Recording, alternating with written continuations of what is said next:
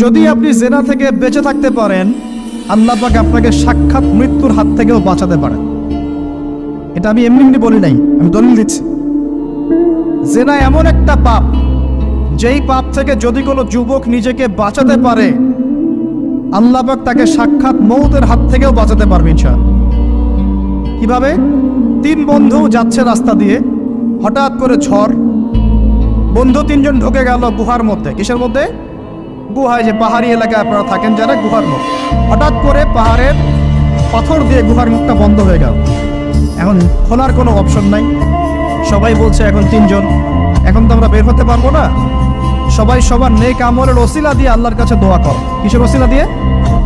নেক আমলের ওসিলা দিয়ে দোয়া করতে হয়। যে হাদিস, এই ছেলে বলছে, যুবক ছেলে, আল্লাহ আমার একজন চাচাতো বোন ছিল, তো চাচাতো বোনকে সে খুব ভালোবাসতো, তাকে সে পেতে চাইতো, মানে তার সাথে সেক্সুয়াল সম্পর্ক করতে চাই। সোজা কথা বলে, এখন সেই মেয়েকে অনেক প্রস্তাব দেয়, সেই মেয়ে রাজি হয় না। শেষে বলে, যদি আমাকে 1000 বা 100 স্বর্ণ মুদ্রা দিতে পারো, দিনার, তাহলে আমি তোমার সাথে সেক্স করব, মানে জেনা করবো না।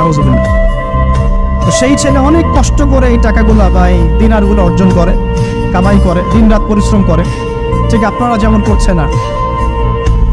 তো এরপর সে তার স্বর্ণ মুদ্রা দেয়, দিয়ে বলে যে এখন আমাকে আমার কাজ করতে দাও। তখন সেই মেয়ে রাজি হয়। ঠিক যে মুহূর্তে তারা সেক্সুয়াল সম্পর্কটা করবে, ঠিক ওই মুহূর্তেই এই মেয়ে বলে ওঠে, হে আল্লাহর বান্দা, আল্লাহকে ভয় করো। আমি সারা জীবন আমার সতীত্বকে ধরে রেখেছি, কাউকে দেইনি। আমি কারোর সাথে এরকম অন্যায় করি নাই, আমি খারাপ মেয়ে নই। তুমি আমার ইজ্জতটা নষ্ট করো না। কে বলছে কথা? মেয়ে। ওই অবস্থা থেকে কি একটা ছেলের উঠে আসা সম্ভব? এটা কি এতটাই সহজ? এটা কিন্তু সহজ না। সত্যি কথা বলতে এই বিষয়টা কিন্তু এতটাও সহজ না। যারা অবিবাহিত তারা হয়তো বুঝতে পারবে না, বিবাহিতরা বুঝতে পারছে।